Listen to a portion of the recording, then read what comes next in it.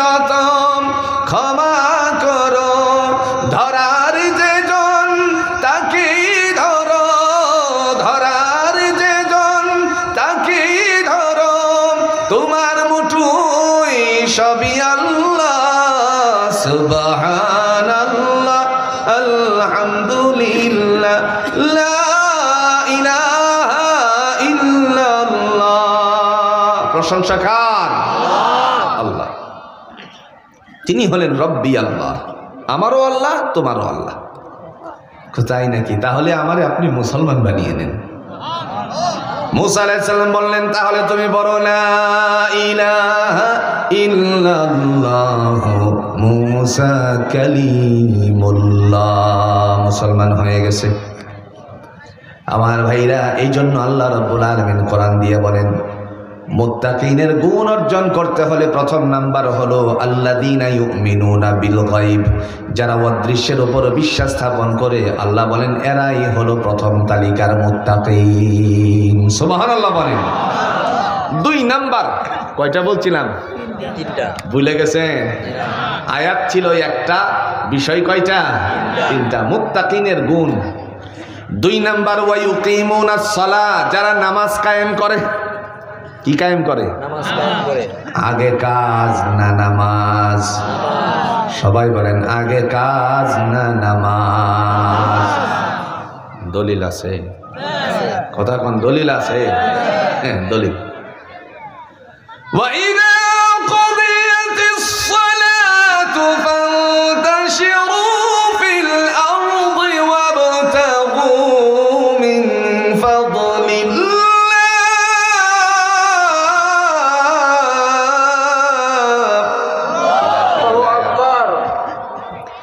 আল্লাহ বলেন ওয়াইদা কুদিয়াতিস সালাহ, যখন নামাজ আদায় হয়ে যায়। আগে কাজটা কি? নামাজ। ফান্তাশিরু ফিল আরদ, অতঃপর তুমি জমিনে বিচরণ করো। ওয়াবতাগু মিন ফাদলিল্লাহ, আমি আল্লাহ তোমার রিজিকের মধ্যে বরকত দান করব। সুবহানাল্লাহ বলতেন না? অন্যত্র আয়াতের অংশে আল্লাহ বলেন হুয়া মাওলাকুম ফানি'মাল মাওলা ওয়া নি'মান নাসির। এজন্য ভাইরা আমার, আগে কাজটা করতে হবে নামাজ, তারপরের কাজটা কি? মানে আগে কি আদায় করতে হবে? নামাজ। ওয়া ইউকিমুনাস সালাহ, যারা নামাজ কায়েম করে এরা হলো মুত্তাকিনের দুই নাম্বার গুণ অর্জন করে। আপনি ঘোষণা দিবেন চারটা, কয়টা? বুঝেন বুঝেন, কয়টা ঘোষণা দিবেন? আল্লাহরে বলবেন আল্লাহ আমি চারটা জিনিস তোমার জন্য করতেছি। আল্লাহ বলেন তুমি যদি চার জিনিসের ঘোষণা দিতে পারো তাহলে আমি দিব একটার ঘোষণা। চার জিনিসের ঘোষণা কি? কোরআনুল হাকিম দিয়ে আল্লাহ বলতেছেন ইন্না সালাতি ওয়া নুসুকি ওয়া মাহইয়ায়া ওয়া মামাতি লিল্লাহি রাব্বিল আলামিন। আল্লাহ বলেন বান্দা যখন বলে আমার নামাজ, ওয়া নুসুকি আমার কুরবানি, দুই নাম্বার। প্রথম হলো নামাজ, দুই নাম্বার কি? কুরবানি। এই যে কুরবানি আসলে যে কুরবানি করেন, খবরদার কুরবানি আসার সময় গরু কিনে আপনি 6 রশি লাগায়েন না, 2 রশি লাগালেই যথেষ্ট, 6টা লাগায়েন না। বাড়ির সামনে বড় গরুটা লোকেরা দেখে যাক, এই কথা মনে মনে চিন্তা করবেন না, তাইলে কোরবানি শেষ। কথা বুঝছেন তো? কোরবানি হতে হবে কার জন্য? মানুষকে কোরবানি, আল্লাহ আমার কোরবানি। ওয়া মাহইয়ায়া, আমারে তুমি যে জীবনটা দিলা সেই জীবন, ও মামাতি আমার মরণ, লিল্লাহি রাব্বিল আলামিন, পরাক্রমশালী আল্লাহ তোমার জন্য। এটা হলো বান্দার ঘোষণা, নারী পুরুষের ঘোষণা। আর শেষ আল্লাহ একটা ঘোষণা দিয়ে বলেন বান্দারে 4টা ঘোষণা তোমার থেকে আমি কবুল করে নিলাম, আর আমি তোমার একটা ওয়ারিশি দিব। এই ওয়ারিশির ঘোষণাটা আমি দেই, সেই ওয়ারিশিটার নাম হলো জান্নাতুল ফেরদাউস। দলিল আছে? কথা কন নাকি? দলিল আছে? আল্লাহ দলিল দেন। উলাইকা হুমুল ওয়ারিসুন আল্লাযীনা ইয়ারিসুনাল ফিরদাউসা হুম ফিহা খালিদুন।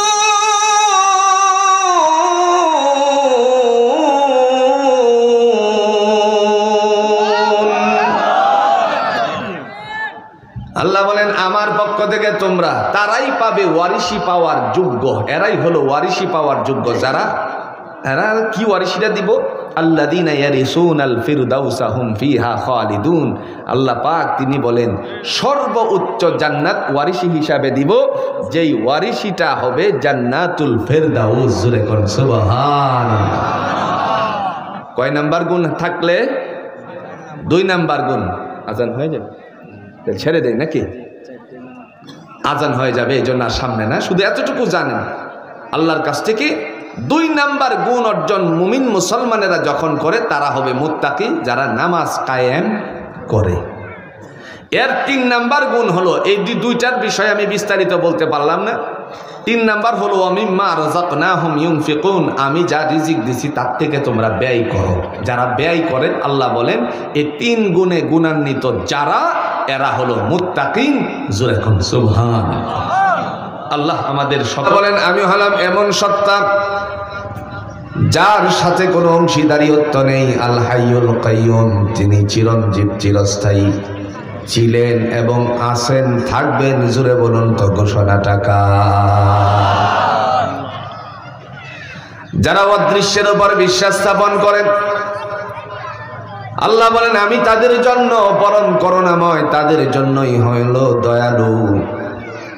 যারা বিশ্বাস করে না তাদের জন্য আমি দয়ালু না, তবে দয়ার দ্বার খুলে রেখেছি দুনিয়াতে, আখেরাতে তার জন্য আমি আর কষ্টিংকালেও দয়া প্রদর্শন করব না। ঠিক কিনা কথা? আপনারা বলতে পারেন এটা কেমন কথা বললেন, বুঝলাম না। একটা অতি সহজে আমাদের গ্রামীণ দৃষ্টান্ত দিই। আমরা তো এক জেলার মানুষ, এর নাম দিছেন গাজীপুর, পাঠায় দিছেন গাজীপুর। গাজীপুর দিলে জনগণ একটু বেশি হবে আর কি, এই জন্য নাম দিছেন আর কি। আমার বাড়ি কোথায় চিনেন আপনারা? দেখছেন তো, আমরাই এলাকার মানুষ। যাই হোক, যে কথা বলার উদ্দেশ্য, ধরেন একজন হিন্দু ভাইয়ের জমিন আছে 200 বিঘা, 200 কানি জমিনের মাঝখানে সবার জমিন হলো মুসলমানের। কথা বুঝেন আগে? চতুর্দিকে যত জমিন আছে মুসলমানের, আর 1 কানি ক্ষেত। কয় কানি? মানে 1 বিঘা। 1 বিঘা জমিন আছে হিন্দু বেটার।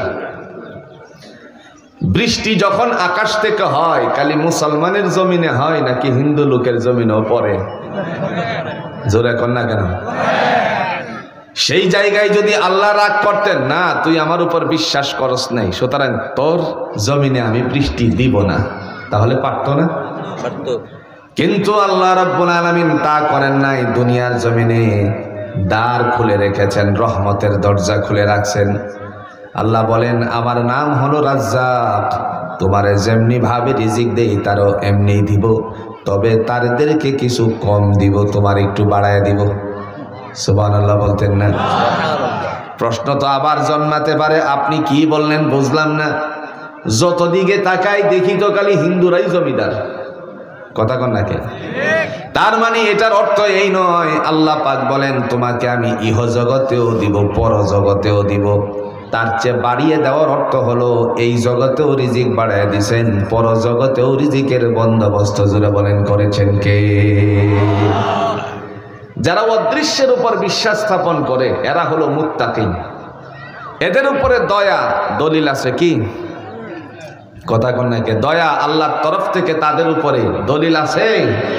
দলিল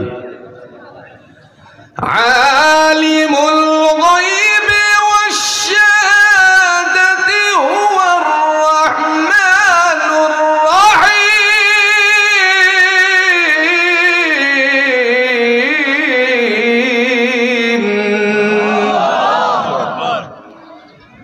মহান আল্লাহ রাব্বুল আলামিন বলেন আলিমুল গায়ব। আমরাও বিশ্বাস করি গায়বের উপরে, ঠিক না? যিনি অদৃশ্য সম্পর্কে জ্ঞানী তিনি হলেন হুয়ার রহমানুর রহিম, পরম করুণাময় এবং দয়ালু। আল্লাহ বলেন বান্দারে আল্লাযীনা ইউমিনুনা বিল গায়ব, যারা প্রথম গুণ অর্জন করবে তারা হলো মুত্তাকিন। আল্লাহ ছিলেন, আছেন এবং থাকবেন এই কথার উপর যারা বিশ্বাসশীল, জোরে বলুন তো মুত্তাকিনের দফতরে নামটা উঠায় দেন কে? সমাজের বুকে বহু মানুষ আছে, এদের মধ্য থেকে মাঝে মধ্যে কয়েকজন বের হয় যারা বলে, যারা এই কথা আওয়াজ দেয়, যারে দেখি না তারে বিশ্বাস করি না, আল্লাহ বলতে কিছুই নেই, জোরে কোন নাউজুবিল্লাহ। এদেরকে আমরা বলি নাস্তিকবাদ। কোন বাদ? আল্লাহর উপর বিশ্বাস নাই, দেখি না তারে বিশ্বাস করি না। উম্মতের একজন হাকিম ছিলেন যার নাম ছিল আশরাফ আলী থানভী রাহমাতুল্লাহ আলাইহি।